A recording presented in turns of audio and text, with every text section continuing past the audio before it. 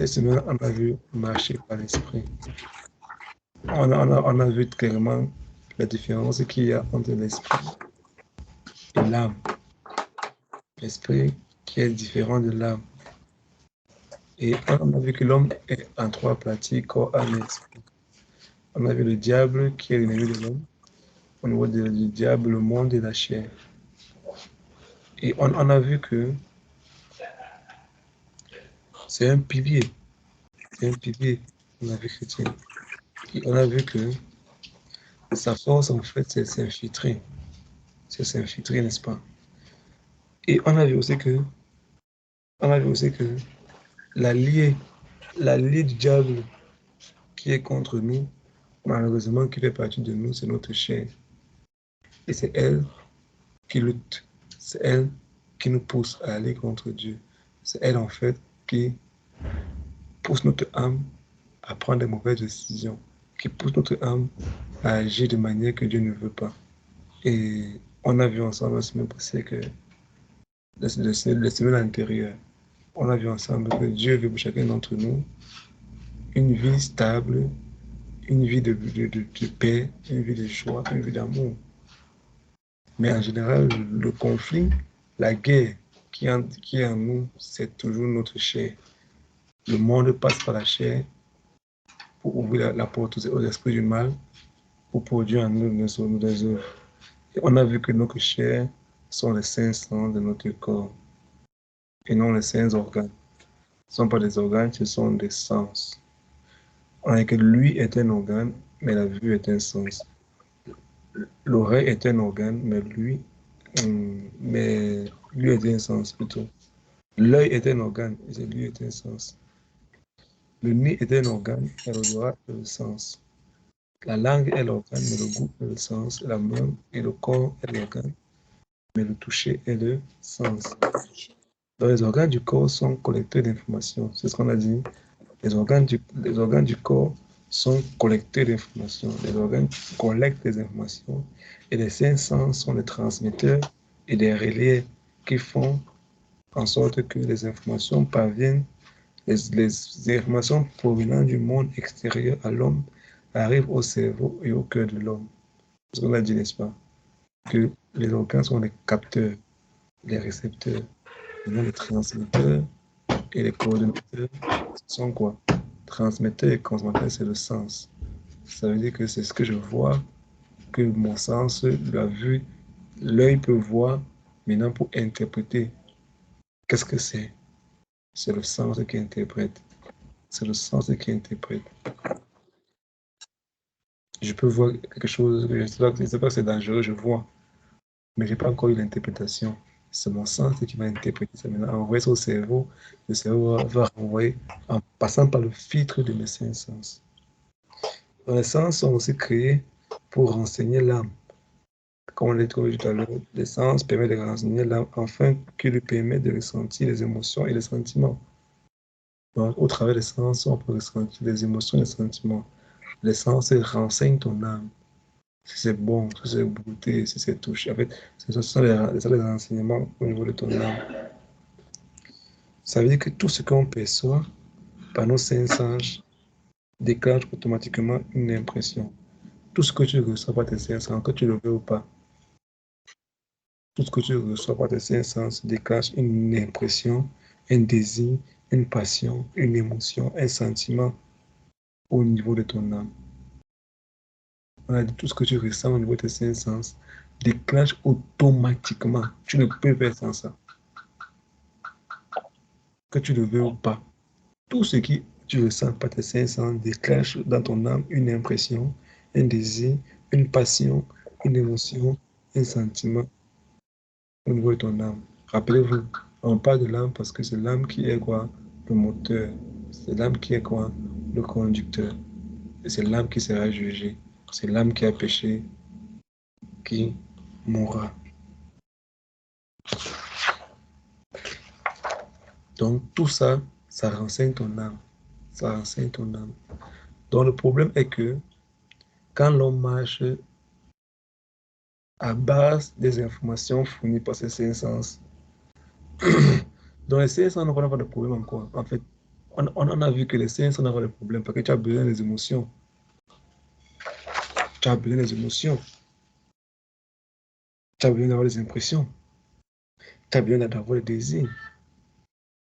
C'est pas ça. Hein? Sinon, quelqu'un va dire que non. Non, non, non, non, non. Vu que l'impudicité, c'est un moment qui enlève le désir dans ma vie. Qui peut prier comme ça?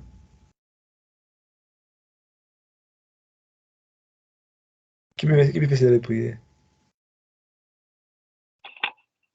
Tout le monde. Ah, non, moi, je ne peux pas prier comme ça, mon gars. Mais tu as dit l'impudicité. C'est-à-dire que Dieu enlève le désir d'avoir des rapports dans ta vie. Tu ne veux jamais connaître les rapports, c'est rien. Que Dieu enlève ça dans ta vie, Non, il enlève. tu as dit l'impudicité, pas le rapport sexuel. Non, l'impudicité, ça fait un problème. L'impudicité, c'est le fait d'avoir des rapports sexuels en mariage, des débauches.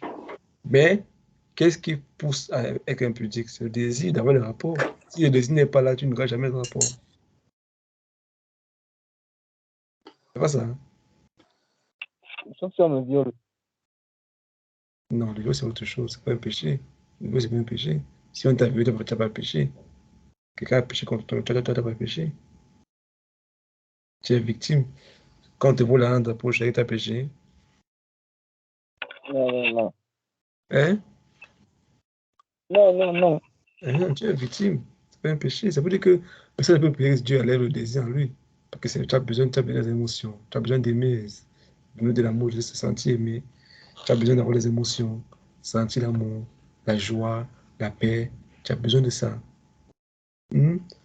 Tu as besoin d'avoir une passion, quelque chose qui te passionne, te motive, que tu veux voir réaliser. Tu as besoin d'avoir toutes ces choses-là. Tu en as besoin. Et Dieu dit que ce n'est pas un problème. C'est Dieu qui a mis ça dans ta vie. Et c'est important pour ton état séché. Hmm? C'est important pour ton état séché. Les experts en marketing disaient que l'être humain n'a pas des émotions. Tu contrôles les émotions d'un homme, c'est que tu la contrôles tout. C'est pour ça qu'il crée des publicités bizarres, il met des affiches partout dans la ville et tout ça. Et il répète, tu vois la télévision, tu regardes tout ça le matin, tu vois l'affiche, au téléphone, tu vois. Pourtant, tu penses que c'est bien. Il bouge nos émotions. Donc, ces choses-là, c'est pas mauvais en fait. Ces désirs, c'est pas mauvais par rapport à Dieu. Dieu dit que c'est moi qui ai mis ça en vous et c'est bon. C'est-à-dire que demain, quand Corinne sera mariée, quand Mich sera marié, Julien sera marié, que tu puisses prendre plaisir ultime. Tu peux jouir pleinement des émotions quand tu vas donner un conjoint qui t'aimera, il va te combler d'amour et toi aussi, tu pourras aussi l'aimer en retour. Et ensemble, on va dire, oh Seigneur, merci, parce que ces émotions nous connectent nous deux et ensemble, on peut glorifier Dieu dans notre mariage, dans notre union. Les passions, les désirs, Dieu met ça en vous pour votre bien-être. Il met ça en vous pour votre... C'est lui qui a mis. Et il aimerait que tout ça soit utilisé pour sa gloire et non pour notre propre... Pour nous. Il voulait que on utilise tout ce qu'il a mis en nous pour sa gloire. Ça veut dire que si je dois me marier, mon mari doit être la gloire de Dieu. Si je dois avoir des enfants, ça doit être la gloire de Dieu. Si je dois fonder une famille, ça doit être la gloire de Dieu. Si je dois construire une grande maison, ça doit être la gloire de Dieu. Si je dois accomplir un but dans ma vie, ça doit être le but pour la gloire de Dieu. Donc Dieu n'est pas contre ça. Nos passions, nos désirs, nos émotions, il l'a mis en nous. Il l'a mis en nous et c'est important pour nous. C'est très important pour nous. Maintenant, par contre, il dit quoi maintenant? Que le problème, c'est que la Bible enseigne qu'on a dit. La Bible enseigne que c'est quand maintenant nous vivons seulement à base de ces émotions et ces désirs, ces passions, que ça devient mauvais pour nous, en fait. Parce qu'il ne nous a pas créés pour vivre à base de cela.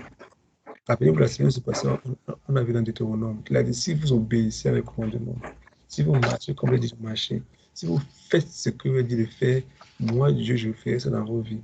Et vous serez bons, vous serez forts, vous aurez des enfants, vous jouerez, je vais bénir vos pays. Oui, oui, oui, ça n'est-ce pas? Il dit si vous ne marchez pas à base de ces émotions, ces sentiments-là, vous marchez à base de ma voix que j'ai entendue et par rapport à ce que je vous ai dit de faire, Moi, je me charge de gérer vos désirs, vos émotions, vos plaisirs, vos sentiments. Je me charge de combler tout ça. Mais vous ne marchez pas à base de cela. Ne cherchez pas cela, comme Jésus a dit.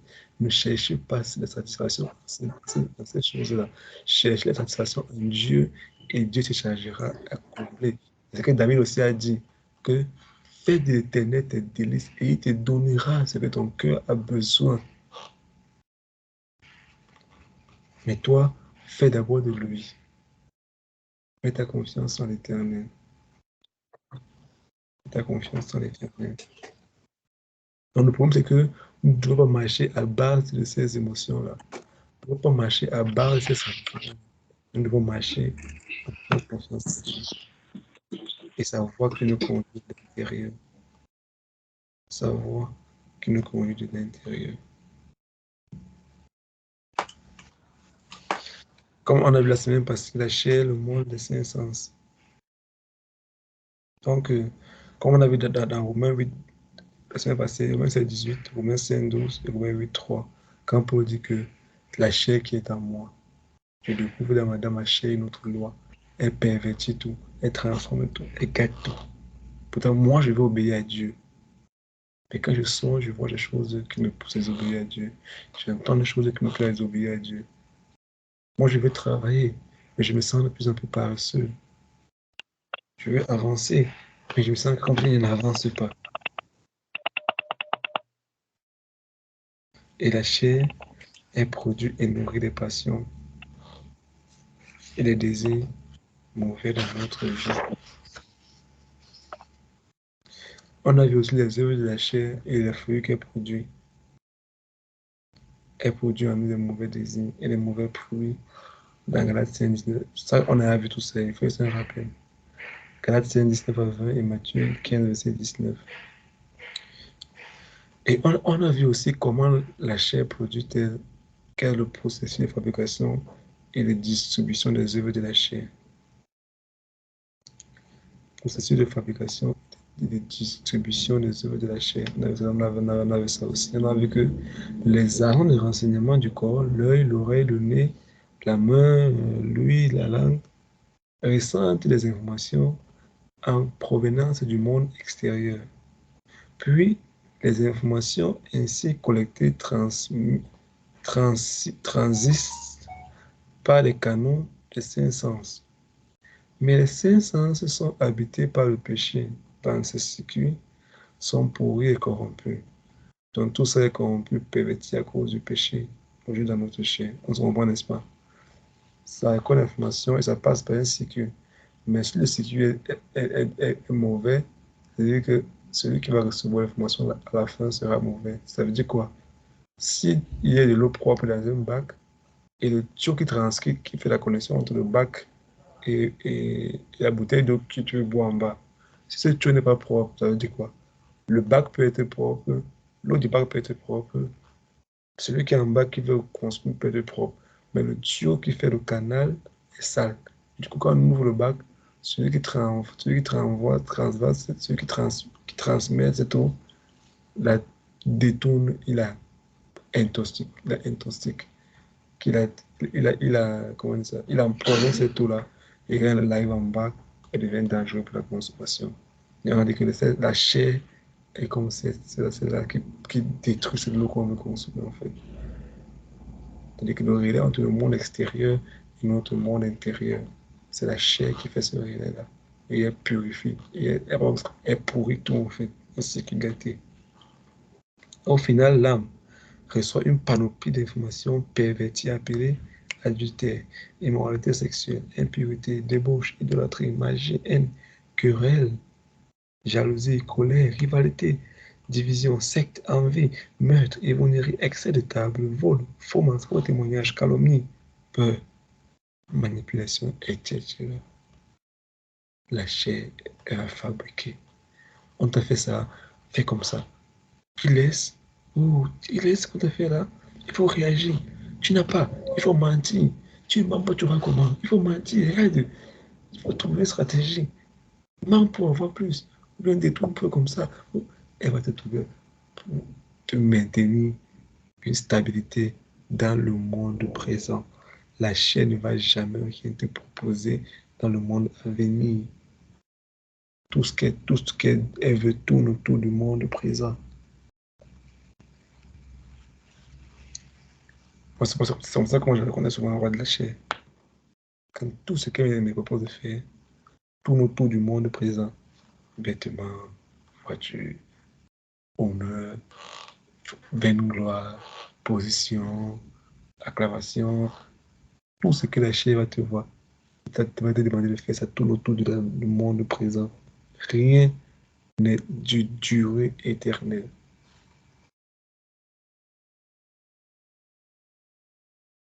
Parce qu'elle sait qu'elle va rester ici.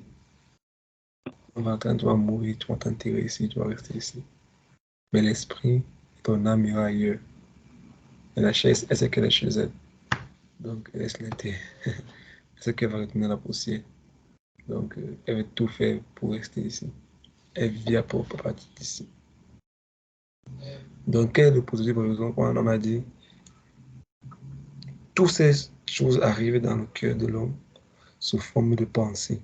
Tout ça, immoralité sexuelle, masturbation, impureté, débauche, ivrognerie, jalousie, tout ça arrive que par des pensées.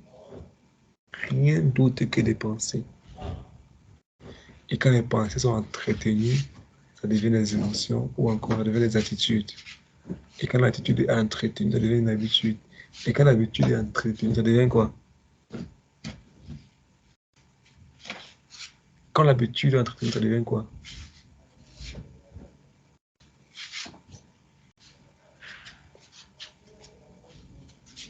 Hmm?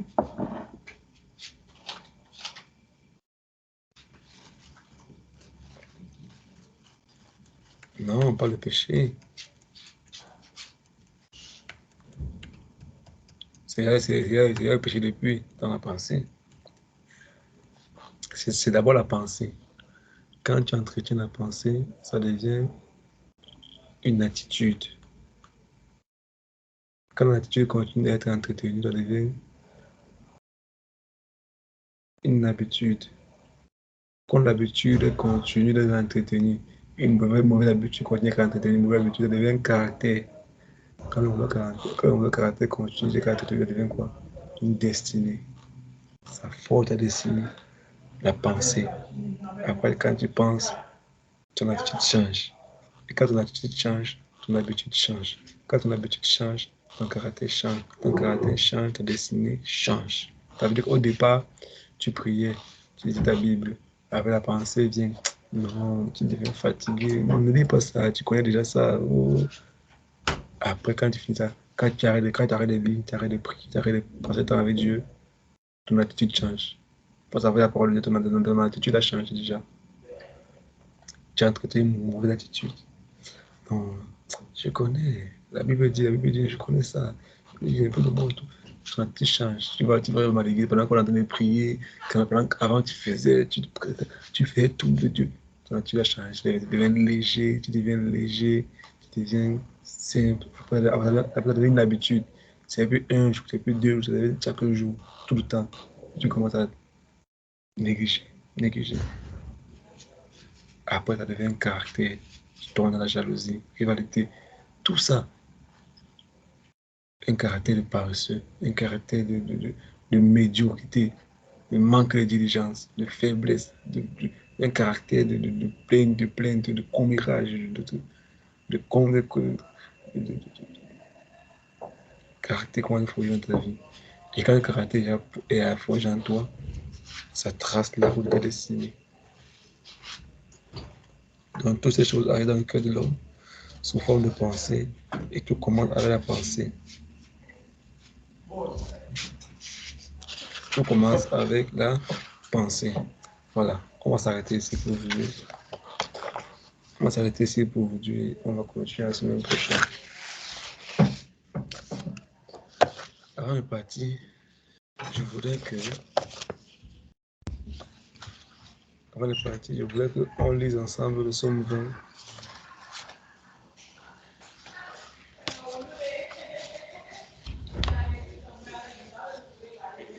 J'aimerais qu'ensemble qu'on lise le psaume 20.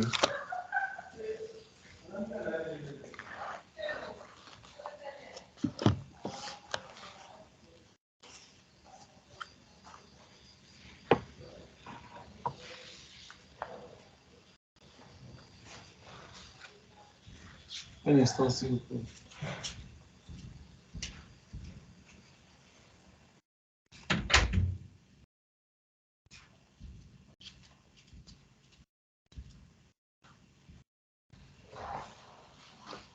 Quelqu'un a trouvé pour nous le psaume 20. Il va aller pour nous, puis on prie, on va prier, on va se séparer.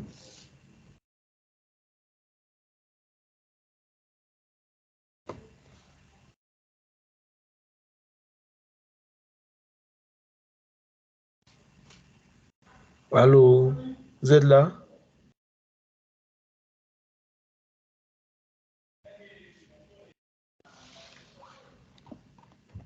Allô? Nous sommes là. Je suis là.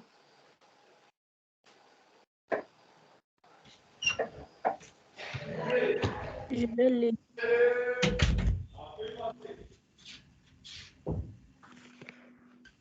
Allô? Ouais. C'est Je qu'à vais trouver. lire. D'accord. Somme 20, c'est ça, non? Ok, Somme 20. Au chef des chantres, Somme de David. Que l'Éternel t'exauce au jour de la détresse. Que le nom de Dieu de Jacob te protège. Que du sanctuaire il t'envoie du secours et de Sion il te soutienne. Qu'il se souvienne de toutes tes offrandes et qu'il agrée tes holocaustes.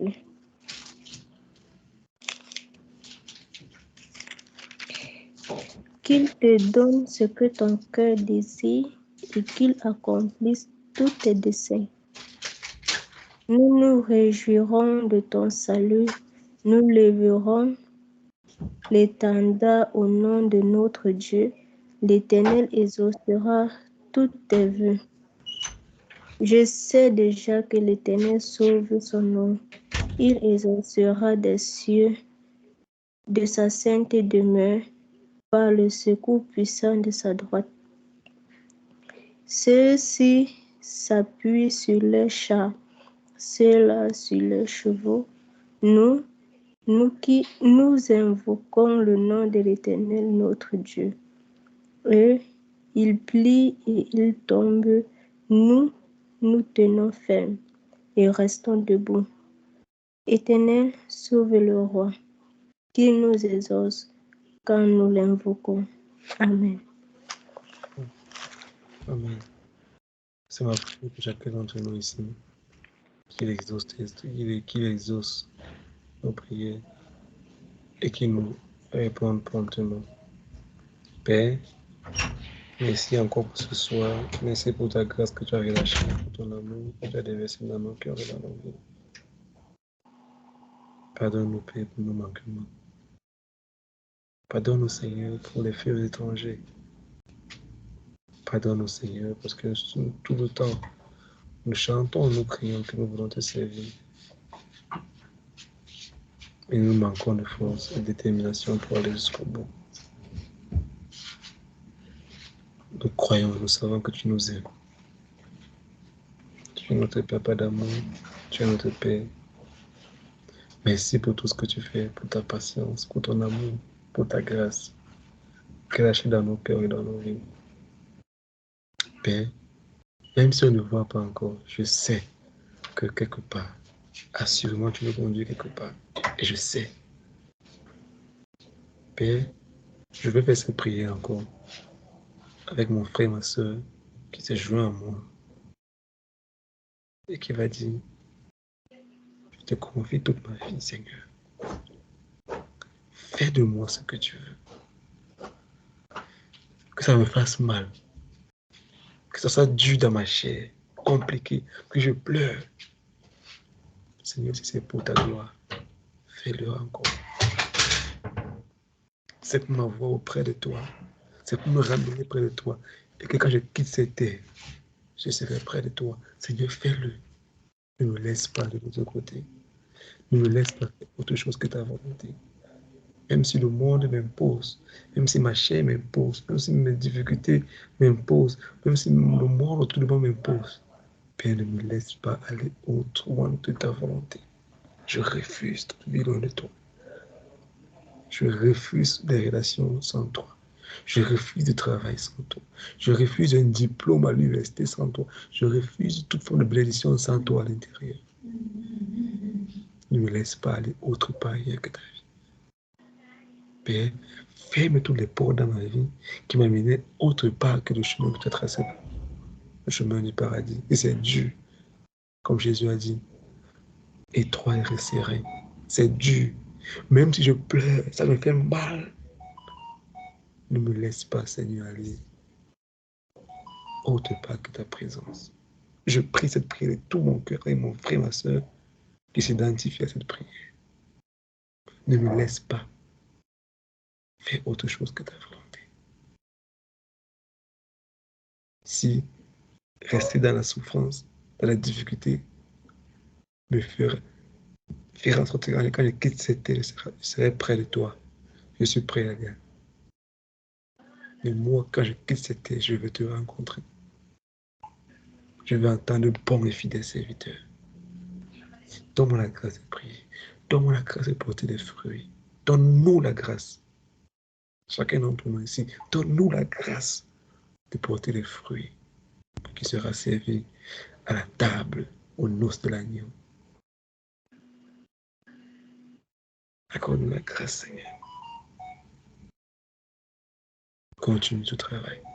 Toi qui es le potier, donne-nous la forme que tu veux qu'on doit avoir. Nous t'aimons, Seigneur. De tout notre cœur, nous t'aimons. Apprends-nous à t'aimer davantage. Apprends-nous à t'aimer davantage, Seigneur. Je prie que ta grâce soit relâchée sur nos vies. Je plaide le sang de Jésus, chacun d'entre nous, durant tout ce mois de mai, que ta grâce repose sur nous, que tes faveurs, que le ciel demeure ouvert sur nous, et que le sang de Jésus continue à parler à notre faveur. Sois glorifié, sois magnifié, exalté, célébré, magnifié pour toujours. Au nom de Jésus-Christ. Amen. Amen. Amen. Amen. Bonne soirée à tout le monde et que le Seigneur nous accorde la grâce de rester fidèle et de marcher à sa suite. J'en crois de tout mon cœur, ce n'est qu'une affaire de temps. Et je prie que chacun d'entre nous soit connecté à ce que Dieu fait dans nous. Bonne nuit à tout le monde, bonne nuit à tout le monde. Soyez bénis au nom de Jésus-Christ. Soyons bénis abondamment au nom de Jésus-Christ. Que les grâces du Seigneur soient relâchées dans nos vies en abondance. Que le grenier du ciel soit ouvert dans nos vies en abondance. Que les faveurs du ciel soient déversées dans nos vies en abondance. Que les anges soient déversés au travers de nous. Que la grâce de Dieu soit libérée dans nos vies en abondance durant ce moment au nom de Jésus-Christ. Amen. Amen. Amen. Bonne nuit à tout le monde. Bonne nuit à tout le monde. Bonne nuit. Bonne nuit, merci. Amen, amen. Bonne nuit. Good night. Bonne nuit.